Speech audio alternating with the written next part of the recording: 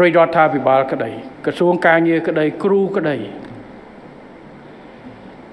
មានឱកាសត្រឹមតែបង្រៀនទេបើកថ្នាក់រៀនឲ្យប៉ុន្តែការជំរុញមករៀនខ្លួនឯងនេះ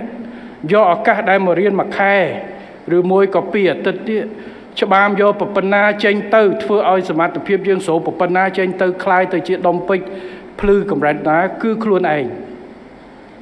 ហើយនេះគឺជាការសំខាន់ជាពិសេសរឿង TVET នេះបាទ TVET ការបដិបដាវិជ្ជាជីវៈព្រោះនៅក្នុងសង្គមរបស់យើងផ្នត់គំនិតរបស់យុវជនយើងជំនួយគិតថា TVET នេះ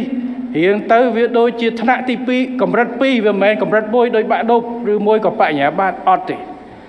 ទី1ត្រូវដោះខាត់ឲ្យគាត់ឲ្យយល់ថាបង្រៀន TVET នេះមិនមែនជាបង្រៀនស្តង់ដារកម្រិត2ទេគឺមានតម្លៃស្មើនឹងយើងរៀនថ្នាក់បញ្ញាបត្រឬមួយក៏រៀនយកបាក់ឌុបដូចតែគ្នាកុំឲ្យមើលស្រាលទៅលើជំនាញនេះបាទ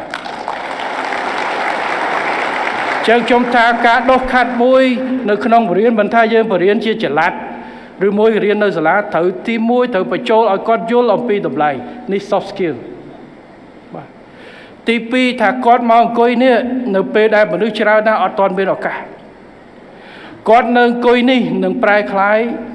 អនាគតរបស់គាត់ប៉ុន្តែគាត់មានតែខ្លួនគាត់ទេដែលអាចកែប្រែបានកម្រិតតារដ្ឋបានត្រឹមតែឲ្យឱកាសរៀនបើកស្អីទៅប៉ុណ្្នឹងគ្រូខំប្រឹងហើយប៉ុន្តែចេញទៅធ្វើការយ៉ាងណាគឺសូមជំរុញខ្លួនឯងមករៀនទៅព្រោះឥឡូវបើថាមិនមករៀនដល់ខេត្តមិនចំណាយពេលចោះយើងរុញទៅដល់ហើយសូមមករៀនសូមឲ្យរៀនឲ្យទៀងទាត់ហើយយកអាហ្នឹងច្បាស់បាទអាហ្នឹងឧទាហរណ៍នៃការជំរុញ soft skill ព្រោះតែគ្មានការជំរុញលើកទឹកចិត្តការស្គាល់តម្លៃនៃឱកាសការខិតខំប្រឹងប្រែងចាប់យកឱកាសក្នុងការបដិបដាល TVET នេះដែលដូចខ្ញុំនិយាយ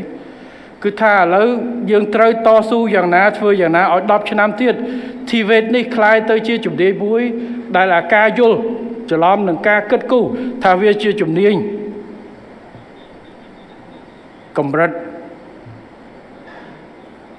ទី2ណាគេ second grade ណាអត់ទេអានេះគឺជាជំនាញស្មើនឹងគេស្មើទាំងឯងបាទព្រោះឥឡូវយើងរៀនមិនថាជាកម្មករមិនថាជាបងប្អូនជំនាញខាងសំណង់ឬមួយក៏នេះទេជំនាញរបស់យើងគឺមានតម្លៃដោយគេដោយឯងកុំគិតថានេះជាជំនាញដោយសារយើងប្រើកម្លាំងពលកម្មច្រើនជាជំនាញមិនដូចគេអង្គុយនៅក្នុងម៉ាស៊ីនត្រជាក់វាយកុំព្យូទ័រធ្វើកត់គណនេយ្យអត់ទេគឺជាជំនាញត្រឹមត្រូវជំនាញស្មោះត្រង់នឹងជួយឲ្យយើងជួយជំរុញសេដ្ឋកិច្ចបូកជាមួយអ្នកដែលមានសមត្ថភាពទៅអង្គុយនៅអាគារទី12ហ្នឹងក៏ដោយសារជាងសំណង់ធ្វើត្រឹមត្រូវដែរក៏ដោយសារជាងភ្លើងដែលតភ្លើងត្រូវឲ្យអ្នកឯងដែរក៏ដោយសារជាងដែលចេះតម៉ាស៊ីនត្រជាក់ឲ្យអ្នកធ្វើការស្រួលដែរអញ្ចឹងតម្លៃនៃជំនាញ TVET នេះគឺតម្លៃមហិមាស្មើគេស្មើឯងអត់មានជាតម្លៃឬមួយក៏ជាជំនាញកម្រិត2ជំនាញនោះទេគឺស្មើតម្រូវការទាំងអស់អាហ្នឹងគឺថាត្រូវឲ្យមាន